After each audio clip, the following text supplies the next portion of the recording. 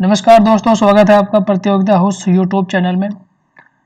दोस्तों, हम लोग पढ़ रहे हैं एनसीईआरटी ज्योग्राफी क्लास 6th और इस सीरीज में ये हमारा 6th लेक्चर है आज जो हम पढ़ने जा रहे हैं। लेकिन उससे पहले हम एक बार देख लेते हैं कि कौन कौन से चैप्टर्स हम लोगों ने कवर किए, ताकि सभी चैप्टर्स एक बार समराइज हो जाएं और आपको थोड़ा सा ब्रीफ में एक पता लग जाए कि क्या क्या चैप्टर्स अभी तक हमने कवर किए हैं। हमारा जो सबसे पहला चैप्टर है वो है हमारा the earth in the solar system. हमारी पृथ्वी सोलर सिस्टम में कहाँ एग्जिस्ट करती है, अन्य और कितने ग्रह हैं हमारी पृथ्वी की तरह, उन ग्रहों के कितने उपग्रह हैं, यूनिवर्स क्या है, तारामंडल क्या है, नॉर्थ स्टार क्या है, ये सभी हमने चैप्टर नंबर 1 में कवर किया था। उसके बाद हमने कवर किया था chapter number 2 globe, latitude and longitude. Globe क्या होता है और लैटिट्यूड और लॉन्गिट्यूड क्या होता है। लैटिट्यूड मतलब अक्षांश रेखाएं और लॉन्गिट्यूड मतलब देशांतर रेखाएं।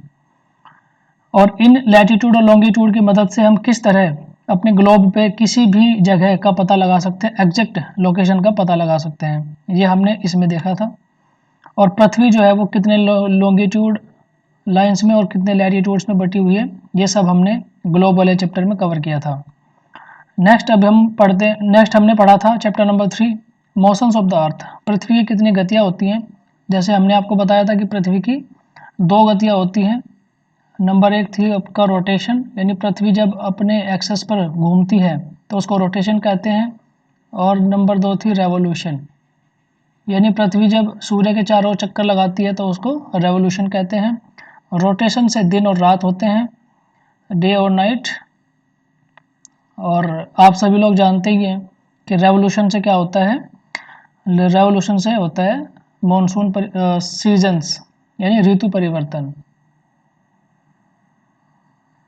ठीक है, चलिए नेक्स्ट चैप्टर नंबर 4 हमने पढ़ा था मैप्स। मैप्स कितने प्रकार के होते हैं ये हमने आपको बताया था। बताइए कौन कितने प्रकार के होते हैं मैप। 3 प्रकार के होते हैं। नंबर 1 था आपका पॉलिटिकल मैप, नंबर 2 था आपका फिजिकल मैप और नंबर 3 था आपका थीमेटिक मैप।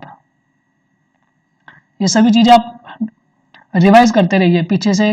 अगर आपने वीडियोस को देख लिया है तो आप दोबारा से एक बार फास्ट फॉरवर्ड करके भी वीडियो को देख सकते हैं, ताकि सभी चीज़ें आपको समराइज हो जाएं और अच्छे से आपको याद रहें। क्योंकि जब तक आप पिछली चीज़ों को रिवाइज नहीं करेंगे तब तक आपको अगली चीज़ ज़्यादा समझ में आने वाली है नहीं।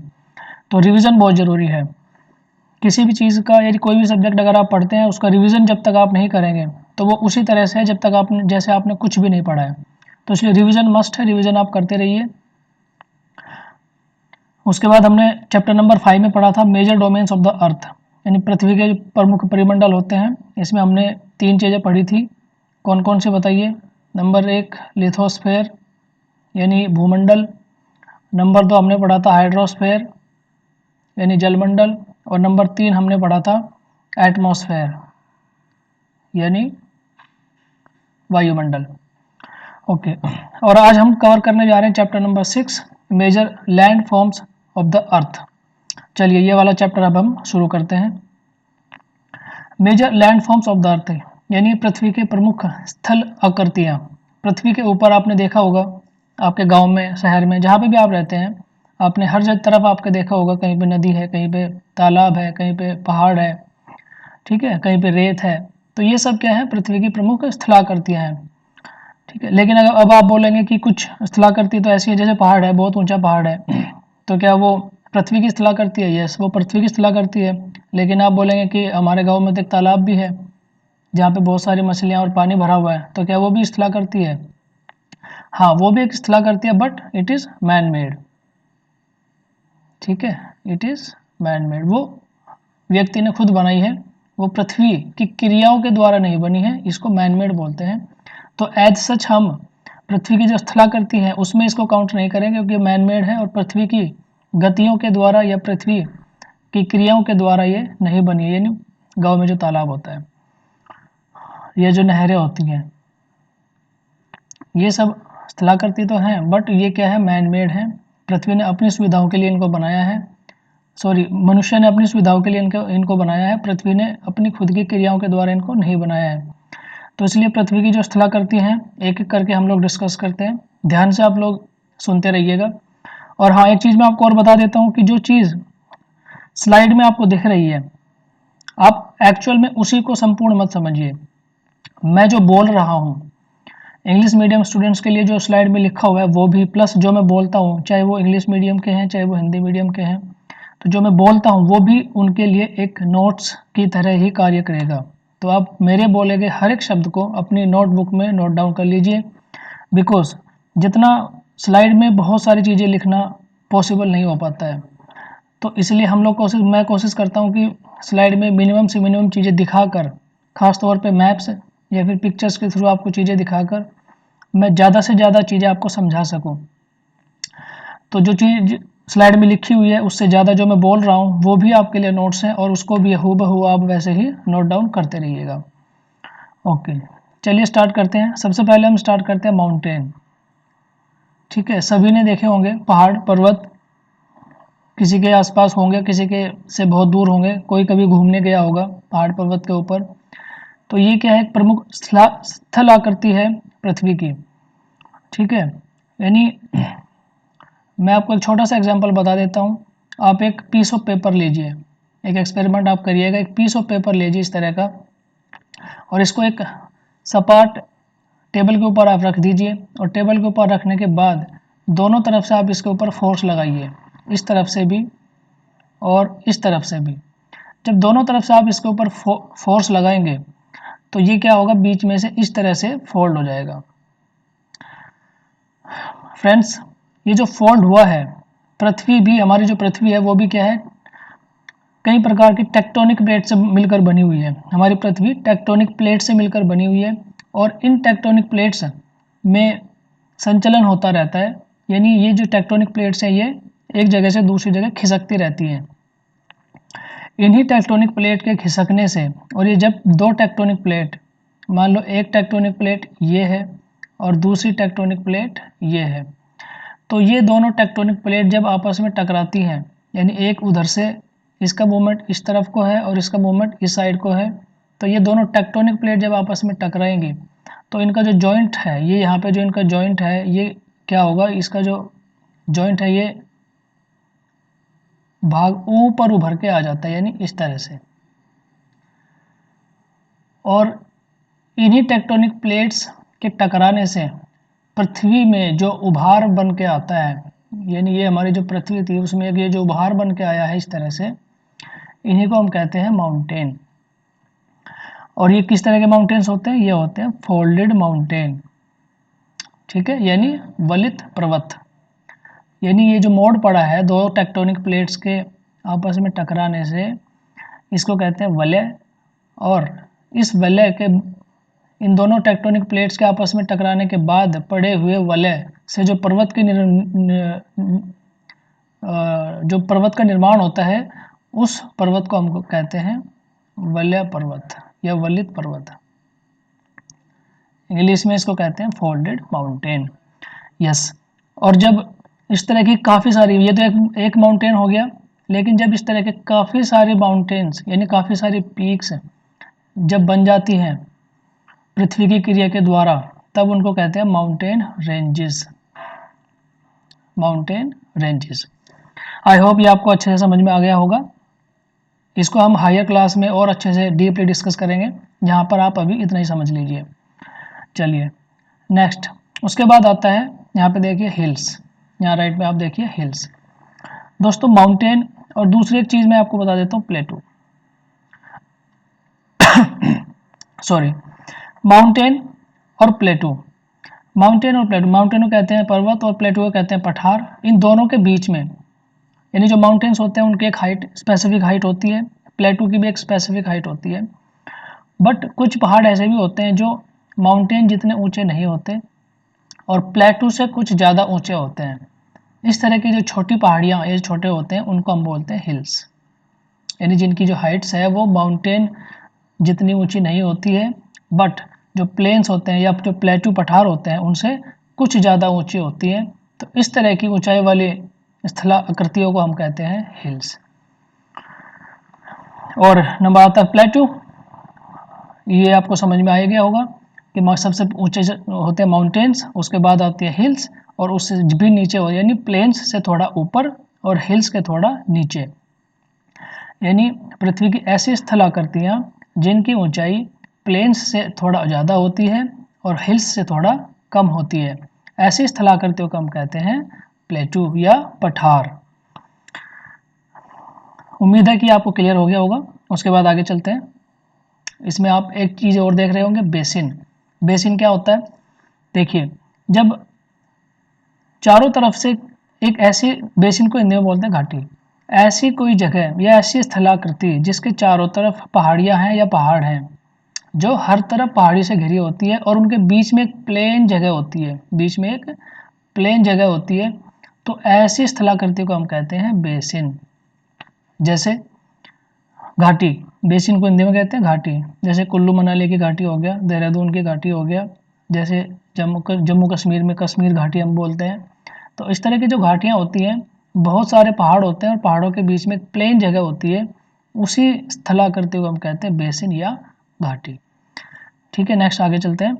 अच्छा, अब हम बात करते हैं लेक्स। लेक्स की हम बात कर लेते हैं।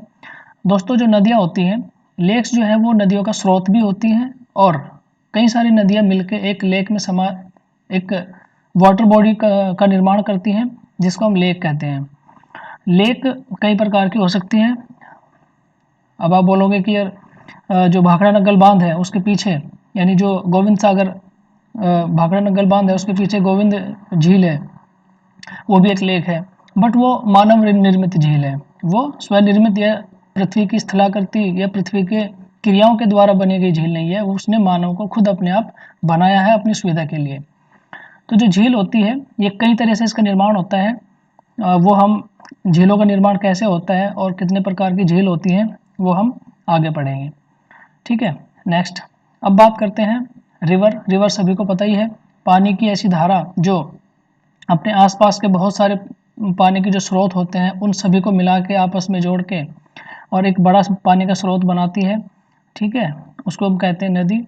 अच्छा, वो जो छोटी छोटी पानी की जो धाराएं होती हैं जो लेफ्ट राइट से आके उस मेन नदी में या मेन पानी के स्रोत में आके मिल जाती हैं, उनको हम कहते हैं ट्रिब्यूटरी या ट्रिब्यूटरी। एक होती है मेन रिवर और एक होती है उसकी ट्रिब्यूटरी। अब यही रिवर जब धीरे धीरे आगे बढ़ती है, जब ये जो रिवर होती है, जब वो पहाड़ से निकलती है तो उसकी जो स्पीड होती है, यानी उसके पानी की जो स्पीड होती है वो बहुत ज़्यादा होती है, उसका बहाव बहुत तेज़ होता है। एक लेवल आता है जब वो प्लेन में आ जाती है। जैसे अगर हम गंगा की बात करें तो गंगा गंगोत्री से निकलती है, पहाड़ों से होती हुई, उत्तराखंड से होती हुई, जब वो हरिद्वार में आके वो प्लेन में एंटर करती है, तो जो उसकी स्पीड होती है वो बहुत धीमी हो जाती है, कम हो जाती है इन कंपैरिजन टू जब वो पहाड़ से उतर रही होती है। तो ऐसी कंडीशन में क्या होता है, जो रिवर होती है उसके अंदर बहुत सारी गाद, बहुत सारा रेत, बहुत सारी बजरी, इस तरह की बहुत सारी चीज़ें उसके अंदर जमा हो जाती है, जिस कारण से उसका जो बहाव है वो थोड़ा कम हो जाता है। उसके बाद धीरे धीरे जो रिवर है वो आगे बढ़ती है और आगे बढ़ने के बाद रिवर पहुंचती है कहाँ? समंदर के किनारे पर। जब ये नदी पहाड़ से उतरकर प्लेन से होते हुए और समंदर के किनारे पर पहुंचती है, तो इसके अंदर मैंने अभी जो आपको बताया बहुत सारी गाद, रेत, बजरी, कंकर, पत्थर, ये सभी बहुत मात्रा में जमा हो जाते हैं और बहुत मात्रा में जमा होने के कारण ये इसके बहाव में अवरुद्ध यानी रुकावट पैदा करते हैं, जिसके कारण से समंदर के पास पहुँचते पहुँचते ये जो नदी है ये कई नदियों में या कई शाखाओं में बट जाती है, क्योंकि बहाव तो बहुत कम हो गया। बहाव कम हो गया तो इसके अंदर जो गाद, रेत, पत्थर, कंकर, ये सब चीज़ें हैं, इनको ये अपने साथ बहा नहीं सकती, तो इसका जो फ्लो है वो टूट जाता है कई प्रकार की शाखाओं में, और इन्हीं शाखाओं को हम कहते हैं ट्रिब्यूटरी या वितरिका, नदी की वितरिका। डिस्ट्रीब्यूटरी, एक्चुअली सॉरी, ट्रिब्यूटरी तो ऊपर था। सहायक नदी बोलते हैं ट्रिब्यूटरी को और डिस्ट्रीब्यूटरी बोलते हैं वितरिका। यानी जब मेन नदी छोटी छोटी कई नदियों में टूट जाती है बिकॉज ऑफ उसका बहाव कम हो जाता है, तो उन्हीं को बोलते हैं डिस्ट्रीब्यूटरी या वितरिका। और समंदर के किनारे पर ये जो मुहाना, इसको बोलते हैं मुहाना, इसको बोलते हैं नदी का मुहाना। तो समंदर के किनारे पर जब नदी समंदर में मिल रही होती है तो वो क्या बनाती है, डेल्टा, इसी को कहते हैं डेल्टा। और एक डेल्टा को जो वर्ल्ड फेमस डेल्टा है वो सभी को पता ही है, गंगा और ब्रह्मपुत्र दोनों आपस में मिलकर बनाती है, कौन सा है, सुंदरबन डेल्टा, और वो कहाँ पर है, बांग्लादेश में। ओके, नेक्स्ट हम आगे चलते हैं। अब बात आती है पेनिनसुला क्या होता है। देखिए, स्थल का ऐसा रूप यानी भूमि का ऐसा रूप जो तीन तरफ से भूमि का ऐसा रूप जो तीन तरफ से पानी से घिरा होता है, इस तरफ भी पानी, इस तरफ भी पानी और इस तरफ भी पानी, यानी उसकी जो तीन साइड है वो पानी से घिरी होती है और एक साइड जो है वो मेन लैंड यानी मुख्य भूमि से जुड़ी होती है। ऐसी भूमि को या भूमि के ऐसे भाग को हम कहते हैं पेनिनसुला। ठीक है, ओके। अब आता है ये इस्थमस क्या होता है। इस्थमस देखिए क्या होता है, दो तरफ पानी हुआ, ये इधर भी पानी है और इधर भी पानी है, ठीक है। अच्छा, ये जो छोटी पट्टी आप देख रहे हो, भूमि की ऐसी छोटी पट्टी जो मेन लैंड यानी ये जो मेन लैंड है, ये मेन लैंड और ये पेनिनसुला है, इनको दोनों को आपस में जोड़ती है। भूमि की या पृथ्वी की या भूमि की सॉरी ऐसी छोटी पट्टी, संकरी पट्टी जो दो मेन लैंड्स को या दो भूभागों को आपस में जोड़ती है, उसको हम कहते हैं इस्थमस या स्थल डमरू मध्य। स्थल डमरू मध्य। एक होता है जल डमरू मध्य, आप सभी ने सुना ही होगा, पाक जल डमरू मध्य। वो क्या होता है, वो ऐसा होता है, मान लो ये इंडिया है और ये यहाँ पे श्रीलंका है, ठीक है। अच्छा, तो ये यहाँ पे हम सब बोलते हैं कि ये क्या है, पाक, यानी ये यहाँ पे क्या है, पाक स्ट्रेट, यानी पाक जल डमरू मध्य। जल डमरू मध्य क्या होता है, जल डमरू मध्य ऐसी छोटी जल की ऐसी छोटी राशि यानी ऐसा छोटा चैनल जो दो बड़े जल राशियों को, यानी इधर क्या है बंगाल की खाड़ी और इधर क्या है आपका अरेबियन सी, ऐसी जल की ऐसी छोटी राशि या ऐसा छोटा चैनल जो दो बड़ी जल राशियों को आपस में मिलाने का काम करता है, उसको कहते हैं जल डमरू मध्य। यानी इंडिया और श्रीलंका के बीच में ये क्या है, जल डमरू मध्य, पाक जल डमरू मध्य। आई होप ये आपको समझ में आ गया होगा, जल डमरू मध्य, स्थल डमरू मध्य क्या होता है। ओके, कोस्ट सभी को पता ही है क्या होता है, यानी भूभाग यानी भूमि और जल की जो सीमा होती है उसको कहते हैं कोस्ट। ओके, उसके बाद होता है स्ट्रेट। स्ट्रेट मैंने अभी आपको समझा ही दिया, जैसे श्रीलंका, इंडिया और श्रीलंका के बीच में पाक स्ट्रेट है, पाक जल डमरू मध्य है, यानी दो बड़ी जल राशियों को आपस में मिलाता है, ऐसी छोटी जल राशि उसको कहते हैं जल डमरू मध्य। अब एक आता है आइलैंड। आइलैंड क्या होता है, आइलैंड पृथ्वी भूमि का एक ऐसा भाग जो चारों तरफ से पानी से घिरा होता है, जो चारों तरफ से पानी से घिरा होता है उसको कहते हैं हम आइलैंड या द्वीप, हिंदी में उसको कहते हैं द्वीप। ओके, ये जैसे पेनिनसुला है, अगर आप इसको यहाँ से काट दो, इसको पानी बना दो यहाँ पे, ठीक है, तो ये क्या हो जाएगा, ये इस मेन लैंड से कट जाएगा, मेन लैंड से कट जाएगा तो ये भी क्या बन जाएगा, द्वीप। ठीक है, ये भी क्या बन जाएगा, द्वीप। और संसार का सबसे बड़ा महाद्वीपीय देश कौन सा है, ऑस्ट्रेलिया। ठीक है, चलिए नेक्स्ट आगे हम चलते हैं। अब बात करते हैं यहाँ पे कुछ माउंटेन्स। माउंटेन्स मैंने अभी आपको बताया था कि सबसे पहले बात करते हैं प्लेन। यहाँ पे प्लेन लिखा नहीं है, ठीक है। प्लेन, प्लेन लगभग अप टू 200 मीटर ऊंचाई तक हम भूमि का जो भाग होता है उसको अप टू 200 मीटर ऊंचाई तक भूमि के जो भाग होते हैं उसको हम कहते हैं प्लेन। ओके, उसके बाद आता है प्लेटू, ये आप मान के चलो 200 से 400 मीटर। और उसके बाद आता है हिल्स, 400 से 600 मीटर। और 600 से कहाँ तक, 8000 मीटर तक क्या है, ये आता है माउंटेन्स में, ये आता है हिल्स में और ये आता है प्लेटू में। देखिए, अकॉर्डिंग टू एनसीईआरटी ये करेक्ट है, according to NCERT plateau is also correct, but ये वेरी करते हैं। हर एक बुक में आप गूगल पे सर्च करेंगे, आप किसी और बुक में देखेंगे तो ये हमेशा वेरी करते हैं दोनों, प्लेटू एंड हिल्स। और सॉरी, हिल्स एंड माउंटेन्स हमेशा वेरी करते हैं। प्लेटू जो है वो, प्लेटू में भी एक्सेप्शन दिया हुआ है, जो तिब्बत का पठार है, ठीक है, सभी लोग जानते हैं तिब्बत पठार संसार का सबसे ऊंचा पठार है और इसकी ऊंचाई हमेशा कितनी है, 4000 मीटर तक है तिब्बत पठार की। ठीक है, तो ये हमेशा कोरिलेट करने की चीज़ रहती है और उसको हम कोरिलेट कर सकते हैं अदर सोर्सेज से भी। ठीक है, नेक्स्ट आगे चलते हैं। चलिए अब बात करते हैं माउंटेन्स की, एक एक करके अलग अलग समझ लेते हैं mountains. There are 3 type of mountains, जैसे मैंने आपको बताया था। नंबर 1 है क्या, फोल्डेड माउंटेन्स। फोल्डेड माउंटेन्स मैंने आपको समझाया था, ये 2 टेक्टोनिक प्लेट्स हैं, जब ये आपस में टकराती हैं एक इस तरफ से और एक इस तरफ से, तो जो टेक्टोनिक प्लेट होती है या भूमि का जो भाग होता है वो क्या होता है, उसमें फोल्ड पड़ जाता है, मोड़ पड़ जाता है, और उसी मोड़ को हम कहते हैं फोल्डेड माउंटेन। ठीक है, इस तरह के एग्जांपल्स हम देख लेते हैं। हिमालय, सबसे पहले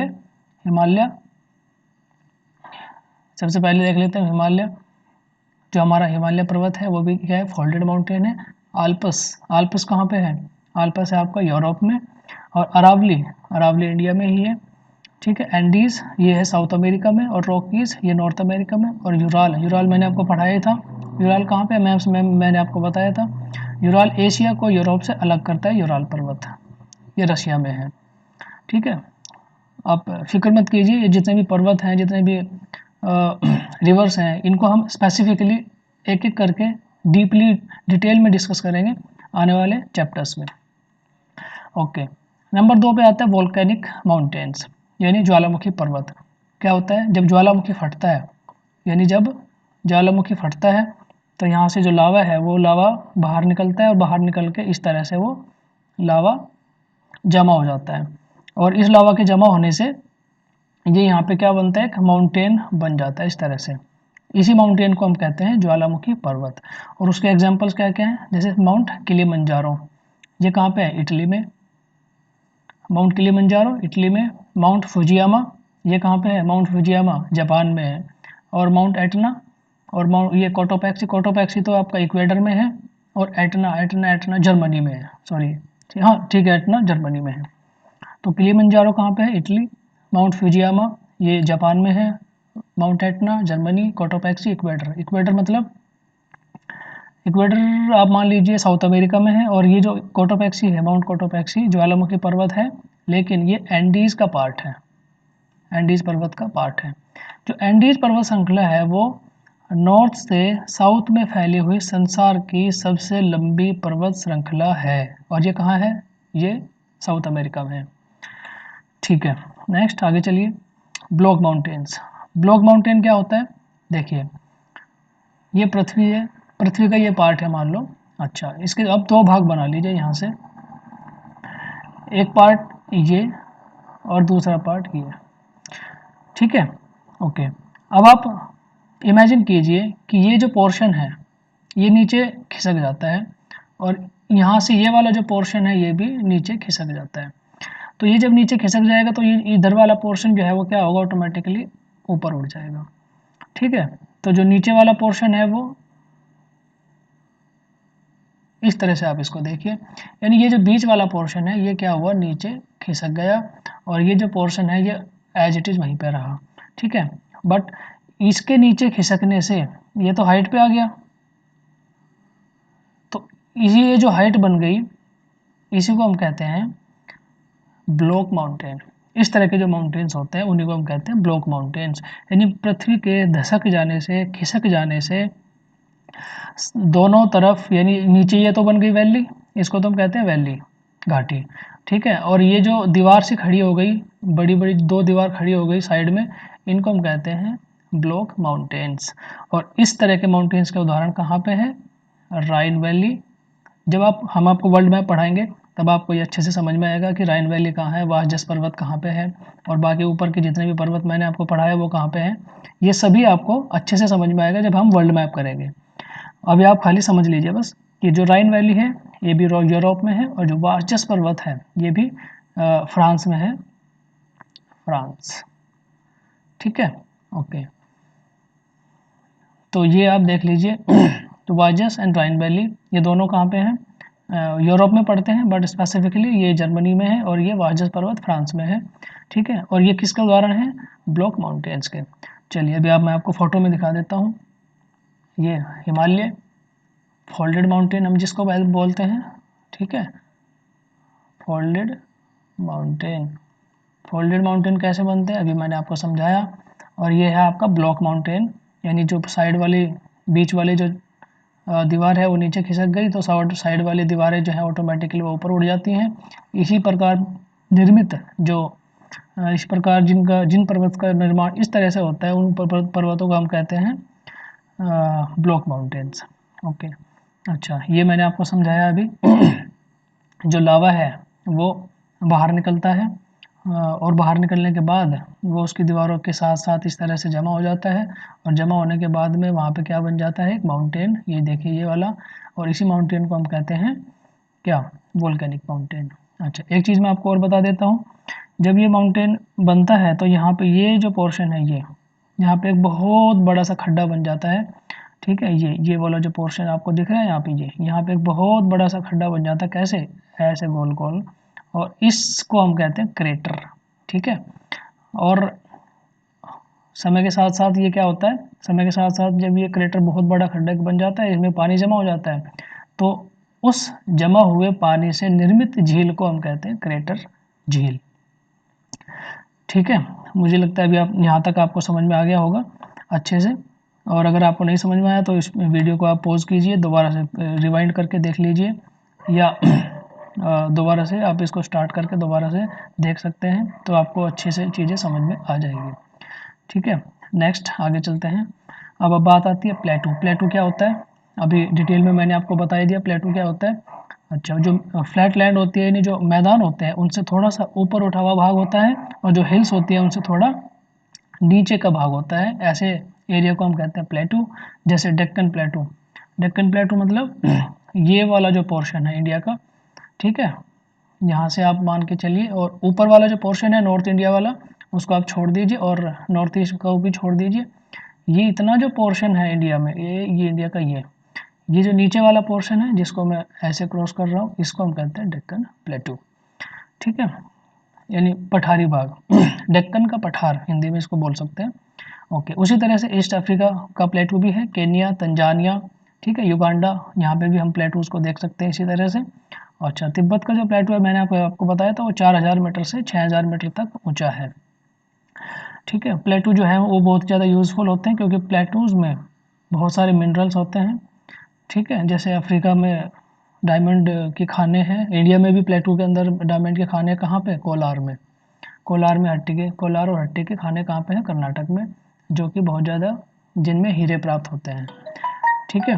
नेक्स्ट अब आगे चलते हैं। अब बात करते हैं प्लेन्स की, ठीक है। तो प्लेन्स क्या होता है, अभी मैंने आपको बताया था प्लेन्स क्या होता है।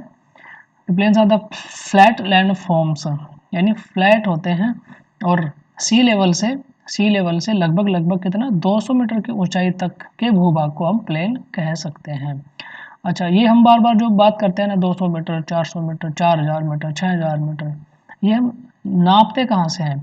पिछले चैप्टर में मैंने आपको बताया था, जितनी भी ऊंचाई नापी जाती है वो हमेशा सी लेवल से नापी जाती है। ऊंचाई हमेशा कहाँ से नापी जाती है, सी लेवल से, ठीक है। क्यों नापी जाती है सी लेवल से, क्योंकि जो सी का जो लेवल है, यानी समुद्र का जो लेवल है, यानी जो उसका ऊपरी भाग है, परत है, जो लेवल है, वो हमेशा हमेशा हमेशा हर जगह पे समान रहता है।